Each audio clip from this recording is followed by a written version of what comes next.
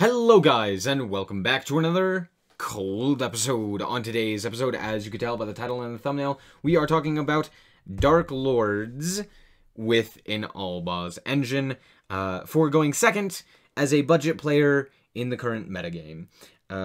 This is a TCG build as well, so obviously that's why it's in paper. But yeah, let's just hop into the card by card. I did get to test this deck a little, and it's pretty good. It does have a problem against back row decks, specifically Eldritch.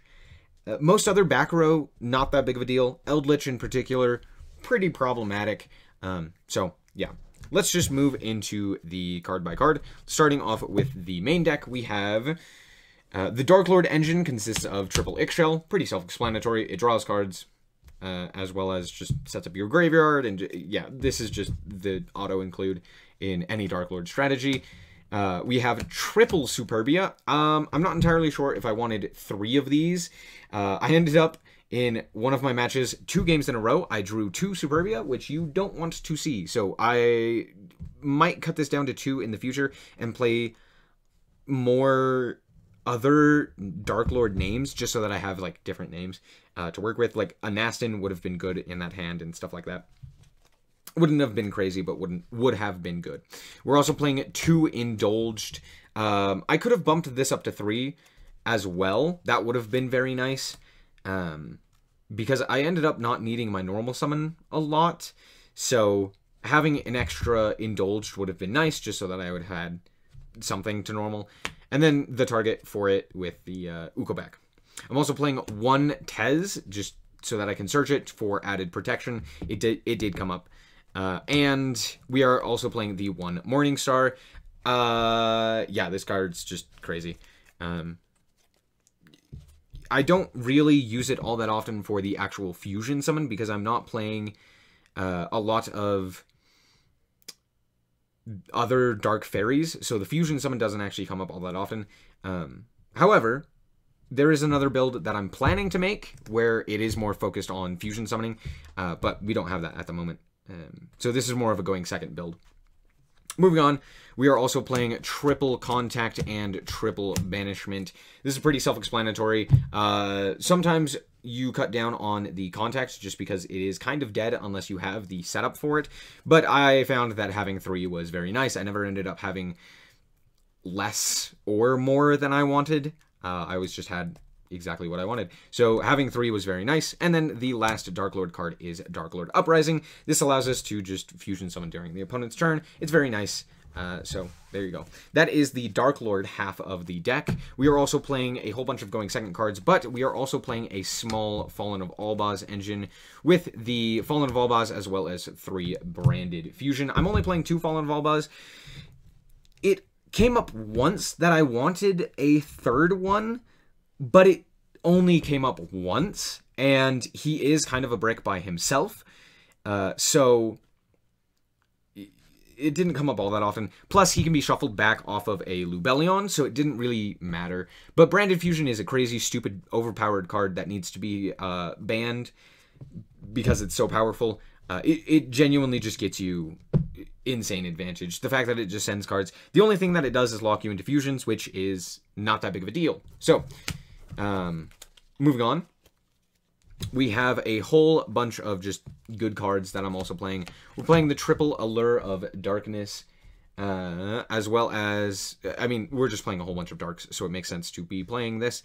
We're also playing the 1 Imperm and the 1 Called By. Realistically, Imperm should probably be more than just 1. This was probably the best hand trap that I had, and it's relatively cheap, so yeah, if you have the ability to buy more Imperm. Anyway, that's that. And then here we have a whole bunch of going second cards. We are playing 1 of the light kaijus as well as 3 of the dark kaijus. Yeah, it's pretty self-explanatory. You need darks for Albaz to summon Lubellion, which is more often what you're going into, and occasionally you'll want to go into Albion, so having the 1 light target is pretty nice, and then it's just an extra kaiju as well. You could play things like Gamma Seal, but the attributes actually matter more than the actual attack stat most of the time. So there's that. However, it did come up once that because this guy was so big, my Ixchel was actually in danger of being attacked over. So yeah, the fact that I ended up drawing this guy really sucked. Anyway, we are also playing triple Super Poly. This card is absolutely insane, and I would highly suggest main decking this card, even if you are not playing a fusion strategy, as well as main decking targets for this card, because that is how powerful it is against a lot of the meta decks in particular. Things like going into a Starving Venom Fusion Dragon because your opponent has a DPE and Verte Anaconda on their side of the field, or a DPE and like any other dark monster. Being able to like go into Weather Washer or Rocket Ride or something like that against Prank Kids is very nice. Being able to just summon out a Mud Dragon against things like Virtual World and stuff, also very nice. There are so many applicable targets for Super Polymerization that genuinely it is one of the scariest cards currently in the meta, and I wouldn't be surprised if this actually did end up getting hit on the ban list, because Konami wants to sell the new products and this is an old one, and I wouldn't be surprised if this is in their line of sights. It shouldn't be because it's not that big of a deal, but it probably is. I'm also playing 2 Raigeki. This should be 3. I mean, it's Raigeki. It's just very good. I only have the 2, though. So, and then we are playing 2 Dark Ruler No More. In all honesty, I'd probably cut this for either more Darklord stuff or more like fairies, just dark fairies, specifically like the Despia stuff. I know Aluber is incredibly expensive, but things like Tragedy, Dramaturg, Theater, all aren't that expensive. They're all less than like $5. I think the Tragedy is a couple of cents. So just getting that isn't that big of a deal, and it gets you more targets. So I'd probably cut these for like polymerizations and stuff like that. So yeah. The reason I'm not a big fan of this is because while it does negate effects, it doesn't negate lingering effects like Scythe, which is a problem. But more importantly, it's not really a meta where people are setting up a whole bunch of, you know, infinite negate boards and stuff like that to deal with. So having these are nice. But I ended up just always siding them out. I never actually used them. So there's that. Moving on to the extra deck real quick. I am playing 1 Condemned and 2 First Darklords for the Darklord engine. It's pretty self-explanatory here.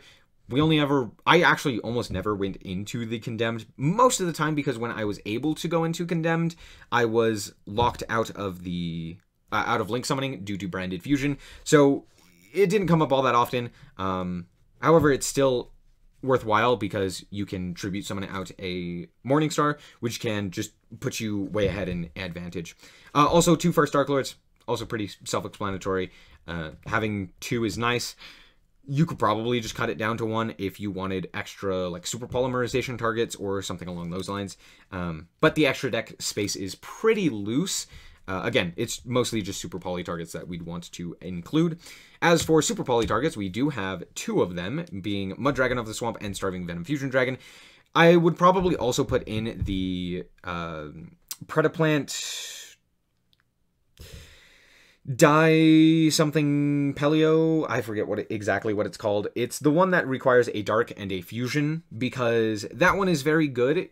You can get rid of DPE on your opponent's side of the field as well as a Dark Monster in order to go into that, and I believe it has a negate, a monster negate, which is also, again, very nice. So all in all, just something to consider. Also putting in Prank Kid Weather Washer against Prank Kids specifically. Prank Kids is one of the best decks still, and so either having it in the side or in the main is pretty nice for super poly targets. Then we are playing a whole bunch of the branded cards. So we are playing 1 Titaniclad, we are playing 1 Brigand, and 1 Sprined. So all of these are basically just targets to send off of Mirror Jade, but they also allow you to, if you end up normal summoning in Albaz, to potentially go into one of them. Titaniclad is most often. I feel like most most of the time, it's better just to take out these two, maybe play some more Titanic Lads. But I wanted to see if these two ever came up. Not really, but they're good send targets off of Mirror Jade. And then we are playing 1 Albion. I probably would have also bumped this up to 2. Take out one of these guys. Just because, again, it's nice to have in corner cases where you're able to summon it again in order to go for more fusions on a follow-up turn. But, I mean, he can banish himself in order, and a Fallen of Albaz in order to go for Mirror Jade, which is very, very nice. And then we have 2 Lubellion. This card's crazy. It allows you to fusion summon by discarding. It requires a dark monster, which is why it's so very good in this deck. And it allows you to go into Mirror Jade. Mirror Jade is insane. It nukes your opponent's board if it leaves the field due to an opponent's card effect. It allows you to send these guys to get their advantage. It allows you to deal with your opponent's monster by banishing it non-target. Absolutely crazy card. And you can get it basically off of 1 card, well, 2 cards in hand, basically. A branded fusion and then any other card in hand, which is kind of dumb, but it's very good. Moving on, we have 1 Exi in Hope Harbinger. We're playing a lot of level 8s. Hope Harbinger is probably the best level 8 currently, or rank 8, I should say, currently, because of how prevalent a lot of just spells are, namely branded fusion. And then 1 Verte, because make Verte. As for the side deck, let's quickly go over that as well. So, this side deck is not the greatest. In fact, I would prefer running things, well, that I just don't have. But this is a budget build, so it makes sense that the side deck is not the greatest. Triple Twin Twister. This is such a solid card against back row decks, and in all honesty, I might even consider main decking this because Twin Twister just hits so many different things. There really is a lot of meta decks, Flunderies, anything with adventure, anything with a field spell. If they are running some sort of back row like Infinite Impermanence, it just hits everything. Something like Harpy's Feather Duster or Lightning Storm would definitely be better. Those are a bit more expensive. Harpy's Feather Duster may not be as much, but Lightning Storm is definitely still a rather expensive card. So, in terms of a budget card, Twin Twister is still very, very solid. It's got common reprints and stuff like that. I am side decking 1 Polymerization because of reasons. I don't know. I'm not a big fan of this. It never came in. I'm also siding 1 Dark Ruler No More. Again, never came in. However, something that did show up is Ghost Ogre and Snow Rabbit. Now, you might be wondering why I'm not main decking this, because it is so very good against a lot of the top meta decks. And the reason for that is because I didn't find it to be as or powerful enough against a lot of those meta decks. I'd rather have more board breakers and stuff like that. Another Kaiju is way better in my eyes than having Ghost Ogre. Infinite Impermanence is also just better because I can set it on my turn. So it's nice, but I'd rather have better board breaking targets. So I sided it for if it ever came up. And same thing with Effect Veiler. Effect Veiler just, I don't know. I never actually ended up siding this because it just never really was warranted. I never felt like I was going to go first unless it was my choice as well, just because everyone wants to go first in this meta, and in every meta. So, yeah, Effect Veiler, it just doesn't do enough by itself. You'd have to side deck in Effect Veiler and Ghost Ogre and Imperm and other such hand traps like Nibiru and such to actually make it worthwhile. So I was just, it's not worth it unless you're willing to buy all those hand traps, which it's worth it if you want to play that. Anyway, sorry, words are hard. I'm also side decking 2 There Can Be Only One, as well as 2 Dimensional Barrier. Realistically, I probably should have just pushed these up to 3 so that I could play more traps and cut out things like the Dark Ruler and the Poly and stuff like that. Because in all honesty, There Can Be Only One as well as Dimensional Barrier are 2 very, very solid cards in the current meta. There Can Be Only One means that a lot of different archetypes such as VW, such as Prank Kids, such as Eldritch, I mean, the list goes on. really hindered by There Can Be Only One. And then Dimensional Barrier just absolutely destroys a lot of meta decks right now, especially things like Branded. You flip up a Dimensional Barrier, call Fusion, and then they just end their turn because they literally can't do anything. It also makes the Branded Fusion activation fizzle, which means nothing happens. So if you want to, you lose game 1 or something like that, you go into the next game, you get to choose, you go first, you side these in, you call Fusion, and then you win the game. So, yeah, all in all, I would have preferred running more of these. Anyway, that is it for the deck list. I'm not going to do any of the match results or anything like that, just because it really wasn't anything too interesting.